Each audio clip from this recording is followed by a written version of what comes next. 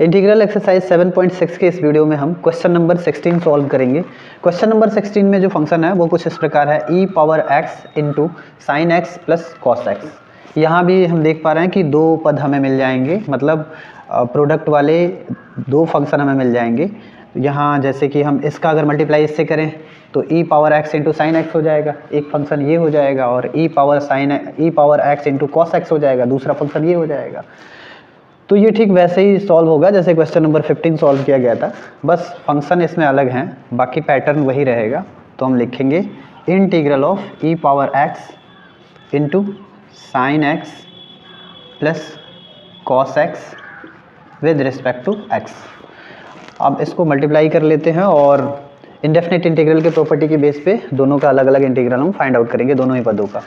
तो यहाँ हो जाएगा integral of e power x into sine x with respect to x plus integral of e power x into cos x with respect to x. अब हम क्या करेंगे, इसको I1 मान लेंगे और इसको I2 मान लेंगे और इसको इक्वेशन 1 मान लेंगे। लिखेंगे let I is equal to integral of e power x into sine x with respect to x and I2 is equal to integral of e power x into cos x with respect to x। अब चूँकि इसको I2 माने तो इसको I1 मान लेंगे और इसको सॉल्व करेंगे बाई पार्ट मेथड से। इसको सॉल्व करेंगे क्योंकि यहाँ दो फंक्शनों का ये प्रोडक्ट है। ये फंक्शन एक एक्सपोनेंशियल फंक्शन है और एक ट्रिग्नोमेट्रिक फंक्शन है। तो ट्रिग्नोमेट्रिक फंक्शन पहला फंक्शन होता है और एक्सपोनेंशियल फंक्शन दूसरा फंक्शन मान लेंगे हम यहाँ पे आइलेट के ऑर्डर के अकॉर्डिंग। तो यहाँ हम लिखेंगे, इसका इंटीग्रल फाइंड आउट करेंगे तो लिखेंगे फर्स्ट फंक्शन मतलब sine x into integral of second function with respect to x minus integral of second function with respect to x into differential of first function with respect to x with respect to x. अब इसको solve करेंगे। यहाँ sine x रह जाएगा, लेकिन ई power x का जो integral होगा वो हो जाएगा ई पावर एक्स, और माइनस यहाँ भी इंटीग्रल हमें फाइंड आउट करना है ई पावर एक्स का, तो ई पावर एक्स ही होगा, और यहाँ साइन एक्स का डिफरेंशियल जो है एक्स के रिस्पेक्ट में कॉस एक्स हो जाएगा, और इन दोनों के प्रोडक्ट का इंटीग्रल एक्स के रिस्पेक्ट में, ये जो इंटीग्रल हमें फाइंड आउट करना है। अब यहाँ हम ये देख पा रहे हैं कि यहाँ ये दो फंक्शनों के प्रोडक्ट के रूप में है। तो अगर हम चाहें तो इसको सॉल्व करेंगे, लेकिन सॉल्व करने का इसको कोई फ़ायदा नहीं होगा। कारण ये है कि ये जो पार्ट है, ये जो हिस्सा है I1 का, ये जो पार्ट है, ये पार्ट I2 के ठीक इक्वल है। तो फिर मानने का कोई मतलब ही नहीं है, I2 भी लेने का कोई मतलब नहीं है।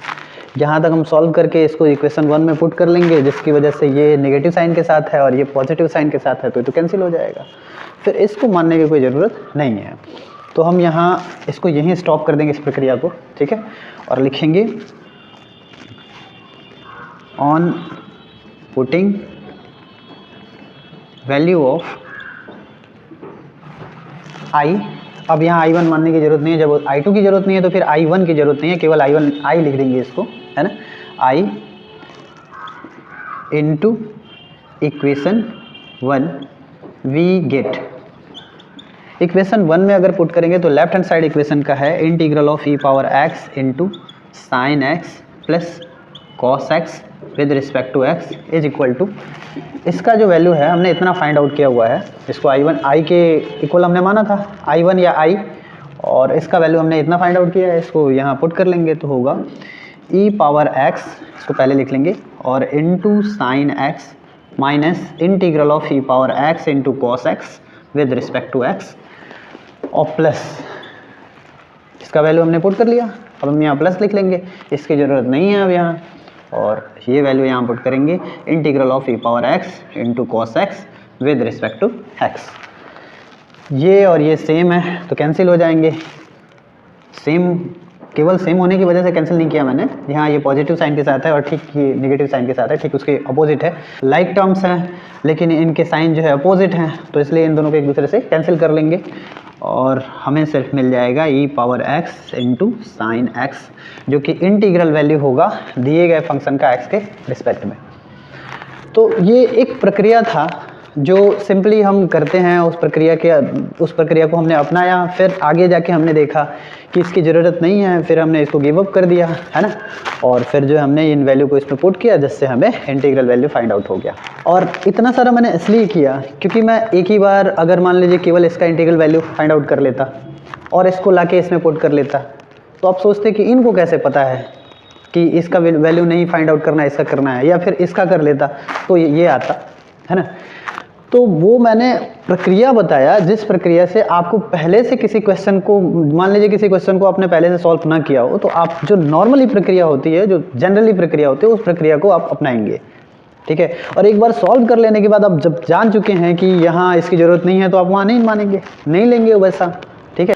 आगे हम अब क्वेश्चन नंबर 17 सॉल्व करेंगे। क्वेश्चन नंबर 17 का फंक्शन कुछ इस प्रकार है, x into E power x upon 1 plus x whole power 2।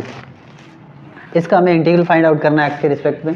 Integral of x into E power x upon 1 plus x power 2 with respect to x।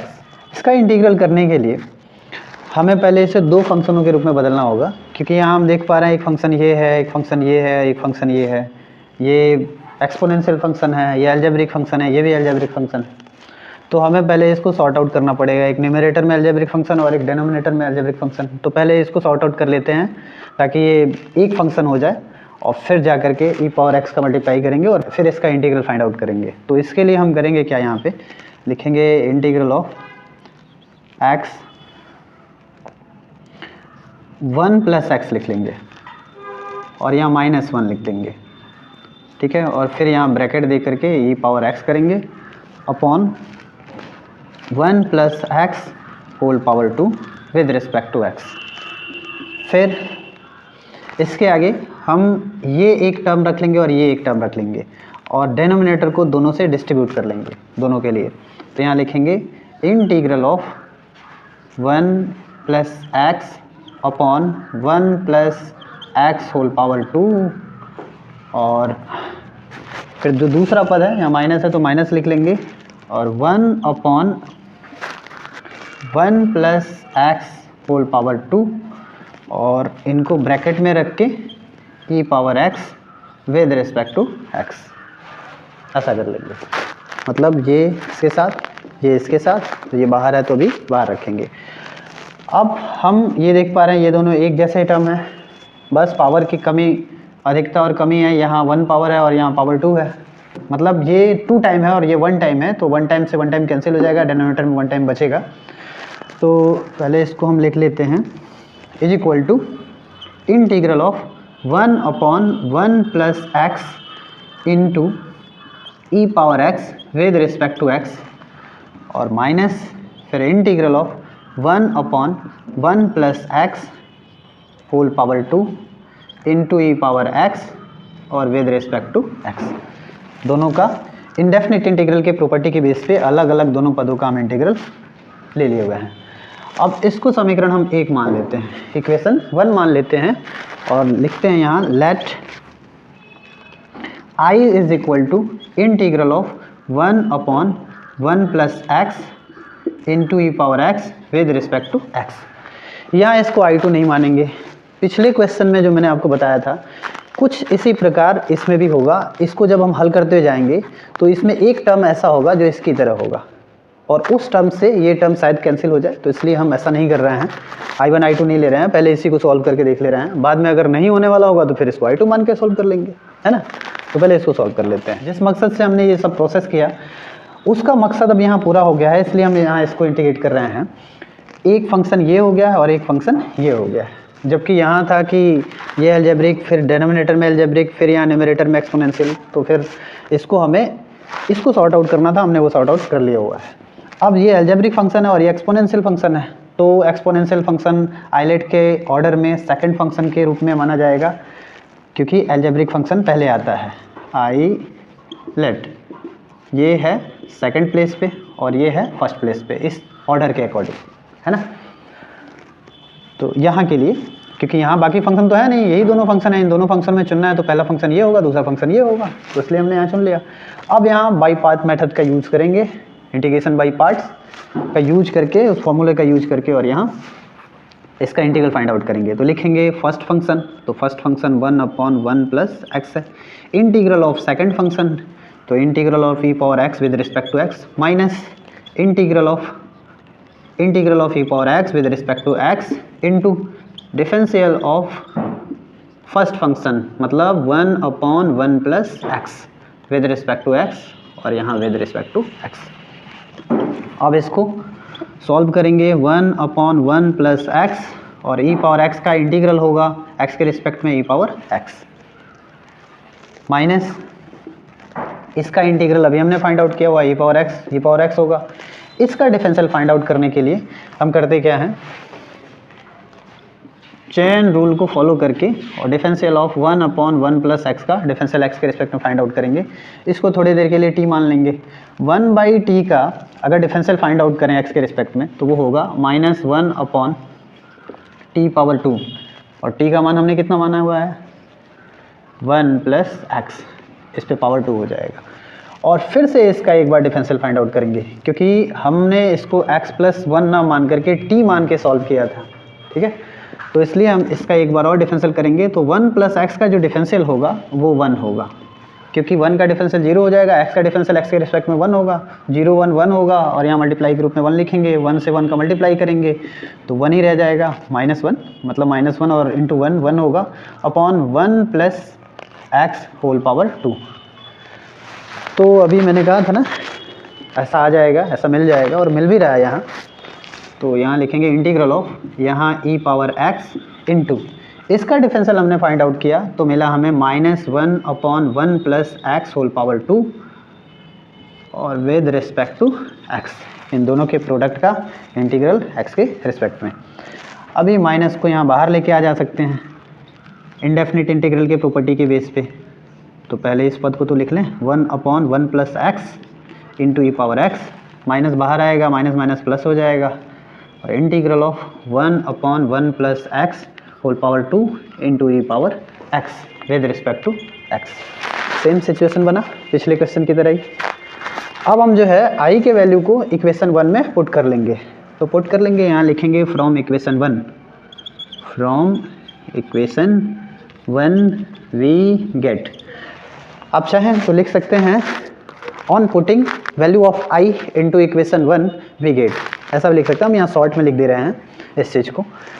अब यहाँ equation 1 में जब रखेंगे तो लेफ्ट हैंड साइड को पहले लिखेंगे integral of x into E power x upon 1 plus x whole power 2 with respect to x is equal to, अब जो इसका राइट हैंड साइड है, राइट हैंड साइड में जो पहला पद है वो हमने i माना हुआ है, और i का वैल्यू इतना हमने फाइंड आउट किया हुआ है। तो इसको पुट करेंगे, लिखेंगे 1/1 plus x into E power x plus 1 plus integral of 1/1 plus x whole power 2 into E power x with respect to x.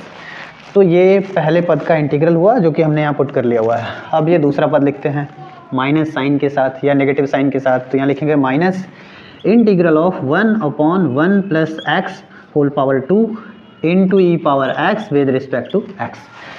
अब आप ये देख सकते हैं कि ये और ये लाइक टर्म्स हैं, लेकिन इनके साइन अपोजिट हैं। ये पॉजिटिव साइन के साथ है और ये नेगेटिव साइन के साथ है, इसलिए ये दोनों एक दूसरे से कैंसिल हो जाएंगे और इंटीग्रल वैल्यू जो हमारा बचता है ये बचता है। अब हमें इंटीग्रल कांस्टेंट भी लिखना है, तो इसके लिए हम यहाँ लिख लेंगे 1/1 प्लस एक्स ई पावर एक्स, और इंटीग्रल कांस्टेंट भी तो लिखना है तो प्लस सी। यहाँ भी आप प्लस सी लिख लीजिए।